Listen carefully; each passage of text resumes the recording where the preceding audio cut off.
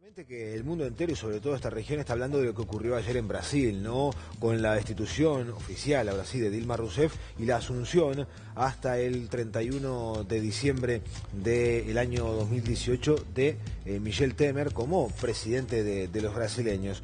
Fue 61 votos en favor de la destitución y 20 en contra, sin abstenciones, la decisión del Senado. O sea, le sobraron 7 votos a aquellos que querían o iban por la destitución de Dilma, porque recordamos que el mínimo era de 54 votos. Lo que sí no lograron fue que quedara inhabilitada por un lapso de 8 años para ejercer cualquier cargo político o público. Puede volver a presentarse. Puede volver a presentarse en las próximas elecciones, exactamente, porque quedó habilitada, porque ahí la diferencia fue en favor de los que, o sea, no se lograron los 54 votos. Eso fue una negociación. Contradictorio igual, lo que sucede en ese sentido. Pero por eso ¿no? habla, esto fue un argumento que manejan los defensores de Dilma, decir que esta fue una cuestión política, ¿no?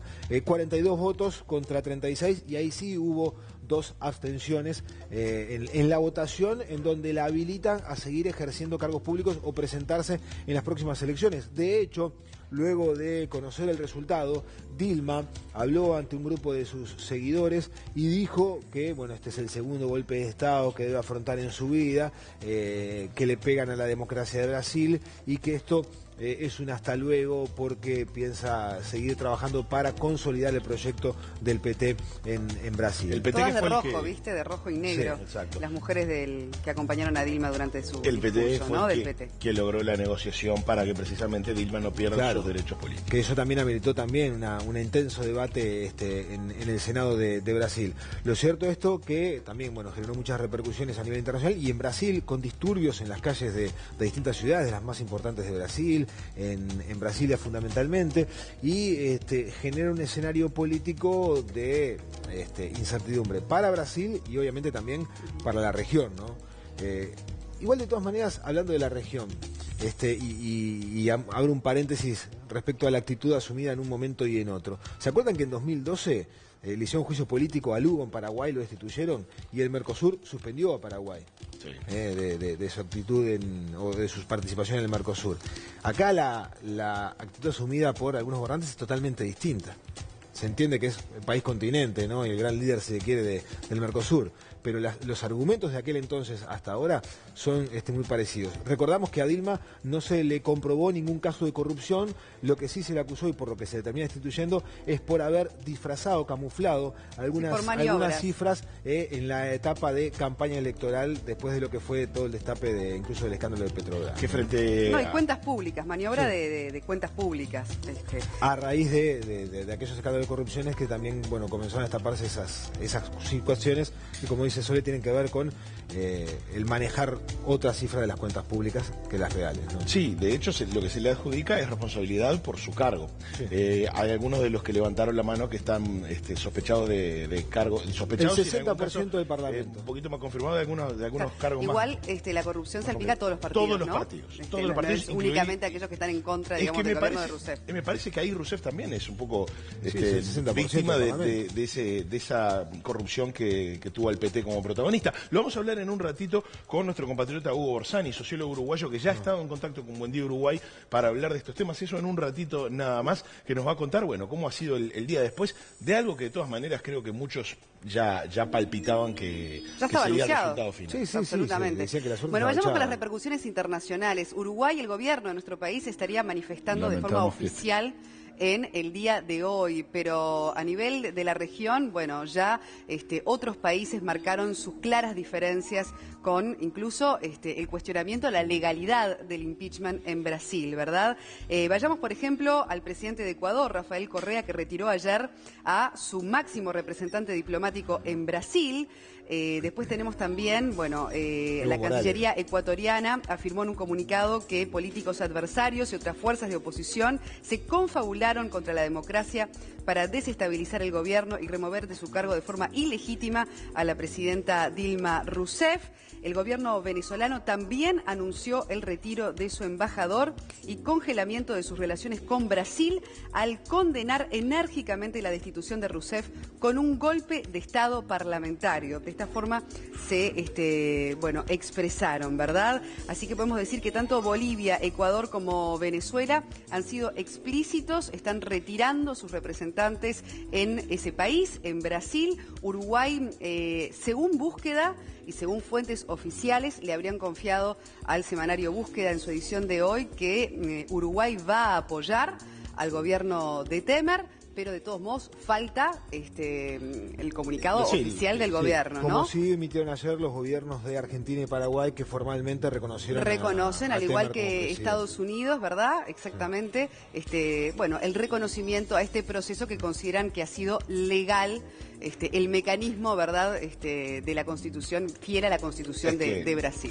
Que además tiene antecedentes, Collor de Mello, también. Exactamente. Bueno, tuvo que ahora un juicio vamos político. a hablar también con Borsani respecto a si hay un espíritu golpista detrás de esta movida. Pero lo vamos a hablar en un ratito. Otro de los países que no reconoce a Temer, aunque por ahora no retiró su representación diplomática, fue Nicaragua. Vamos ahora con las repercusiones, pero de legisladores nacionales con respecto a, bueno, cómo califican este episodio ocurrido en Brasil. Lamentamos que esté pasando esto en el Brasil, ¿no? Que afecta a los intereses del Uruguay notoriamente. Pero parecería que de un tiempo a esta parte, parecería que es parte de la tradición brasilera, porque hubo un juicio político a Fernando Collor de Mello, hubo un juicio político a Fernando Henrique Cardoso y ahora a Dilma. Antes no se decía que era golpe de Estado, ahora sí se dice que es de golpe de Estado parlamentario. Y bueno, genera un sentimiento amargo, porque siempre es malo que haya una crisis institucional en cualquier país, pero ciertamente no se trata de un golpe de Estado. Este procedimiento está dentro de la Constitución brasilera.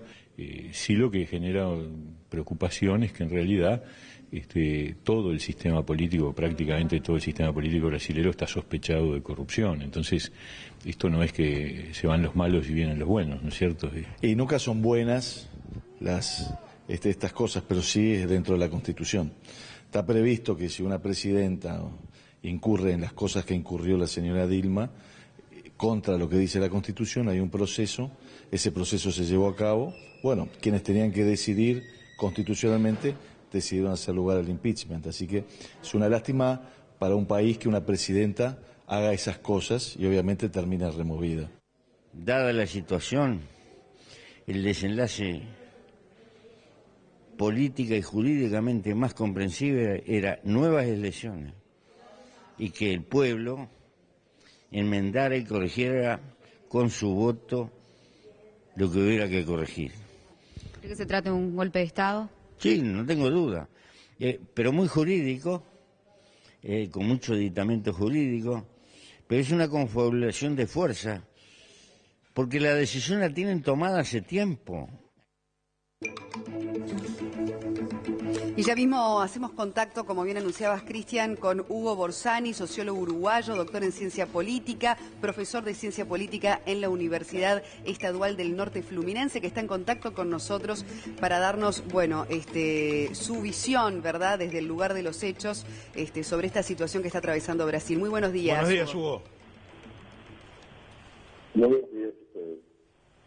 Muchas gracias por la invitación. Borsani, cuéntenos entonces efectivamente cómo fue asumida esta situación durante la jornada de ayer en Brasil, si era algo que, bueno, quizás en la jornada propia de ayer no generó tanta expectativa porque era un resultado ya anunciado. ¿Cómo fue la reacción, digamos, del pueblo brasileño? Bueno, sí, como usted dice, Noria, no hubo sorpresas en cuanto al resultado. Salió por el margen más amplio que podía manejar, que era entre 56 y 61 senadores, salió por el margen más amplio. En ese sentido, digamos, no ha habido sorpresas porque hace tiempo ya se prevenía ciertamente ese resultado por la configuración de las fuerzas políticas y del desgaste del propio gobierno Dilma. Digamos, uno ya podía prever quizás ese resultado cuando prácticamente todos los partidos que componían su base de gobierno se retiraron del gobierno en los primeros meses del año. Lo que tal vez sí fue sorpresa fue esa decisión de dividir la votación entre el impeachment, propiamente dicho, y mantener los, digamos, los derechos civiles y la posibilidad de la presidenta ocupar cargos públicos, ser elegida eventualmente nuevamente de aquí en el 2018. Eso sí fue, digamos, el punto sorpresa de ayer, y para el cual hay, digamos, diferentes interpretaciones. Hubo el PSDB se manifestó claramente contrario a esa decisión. Hay diferentes interpretaciones. La que más ha trascendido, que fue un movimiento del presidente del Senado, el senador Renan Calieros, que tiene muy buen vínculo con el Partido de los Trabajadores. Fue el último, digamos, de la lideranza del Senado en se posicionar, digamos, contrario o no apoyar a la presidente, y él habría buscado ese acuerdo justamente con legisladores que habían apoyado anteriormente, que habían apoyado el impeachment, para conseguir destrabar algunas, para no postergar la aprobación de algunos decretos urgentes que el gobierno Temer precisa, y a cambio de eso el PT se comprometería también a no trabar esa aprobación de esos decretos, pero y ofreciendo a cambio esa posibilidad de Dilma continuar con sus derechos civiles. Ese, digamos, fue el punto más sorpresa. La otra cuestión, sí, los movimientos, algunas manifestaciones fuertes, especialmente en la ciudad de San Pablo, más de alguna forma también eso era esperado. Borsani, sí, más allá de la sorpresa, habla a las claras de la negociación política que se generó para que esa votación le permita a Dilma Rousseff, de hecho, volver a presentarse en las próximas elecciones. ¿Qué rol le imagina usted va a asumir Rousseff en los próximos meses de cara a la actividad política? ¿La ve nuevamente intentando conseguir de forma, mediante alguna votación, mediante elecciones, algún cargo? En principio no la veo. Obviamente es una pregunta a responder en forma muy hipotética, pero no se la ve porque ella nunca fue, y de alguna forma el resultado del impeachment es producto de eso. Ella nunca fue una mujer de política, no era y no supo hacer esa cuestión de negociación política y de conseguir fuerzas y apoyos, de saber negociar, de ofrecer algo a cambio de sus apoyos. Ella dejó escapar ese gran apoyo que tenía, no solo durante el primer mandato, sino en el momento de la reelección, que contaba con la mayoría del Senado. Entonces no la veo con ese espíritu político. Pero por otra parte, digamos, el impeachment, de alguna forma, centró en Dilma un poco, volvió a unir de alguna forma a los sectores partidarios del PT, que estaban muy desconformes, tanto dirigentes políticos como electores, con lo que venía haciendo su gobierno de ella, y de alguna forma se centró con esa posición de ser víctima de un segundo golpe. Podría haber ahí, no lo puedo asegurar, pero podría haber ahí, digamos, una figura que sea, digamos, se posicione como de resistencia al gobierno Temer, y digamos, teniendo en vista que Lula, que si bien es sí mucho más popular, está en una edad ya más avanzada, que es incierto si él realmente volverá también a la habilidad política. En principio no la veo posible, pero el perfil de la presidenta Dilma. Borsani, escuchando, sí, abierta esa posibilidad. Borsani, escuchando las repercusiones en la región, muchos hablan de que el impeachment es un proceso legal que está amparado en la Constitución, y recién escuchábamos, por ejemplo, al expresidente y actual senador José Mujica decir que en realidad es un golpe de Estado disfrazado, un golpe de Estado jurídico, pero golpe de Estado al fin. ¿Cómo se percibe desde allí, desde Brasil? Bueno, obviamente las dos posiciones están aquí presentes. Hay defensores tanto en el ámbito jurídico como en el ámbito de los analistas políticos y periodísticos. Las dos posiciones están siendo defendidas. ¿Usted qué piensa, Borsani, por ejemplo?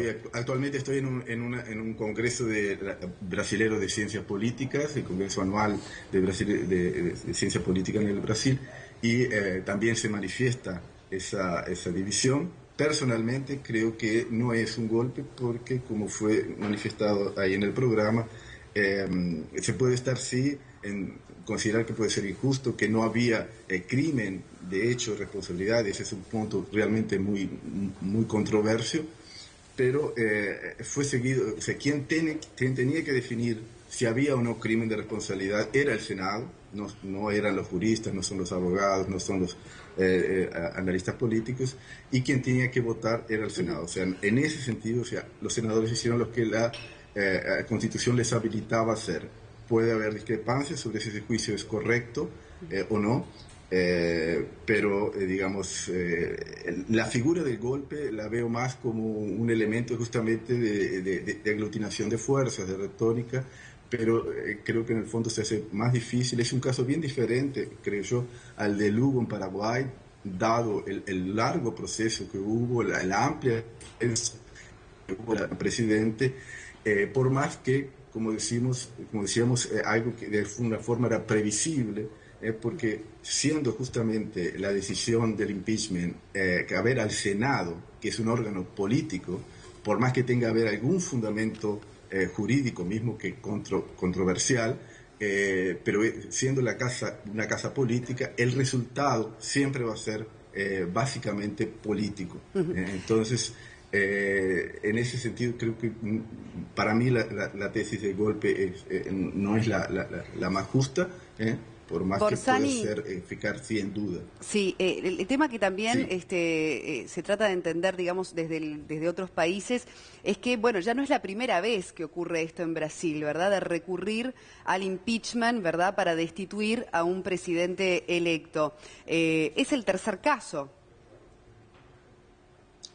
Es el segundo caso. Es el segundo caso, porque acá hablaban también en nuestro país, y creo que de forma equivocada, con Cardoso no sucedió, únicamente con Collor de Mello, ¿verdad?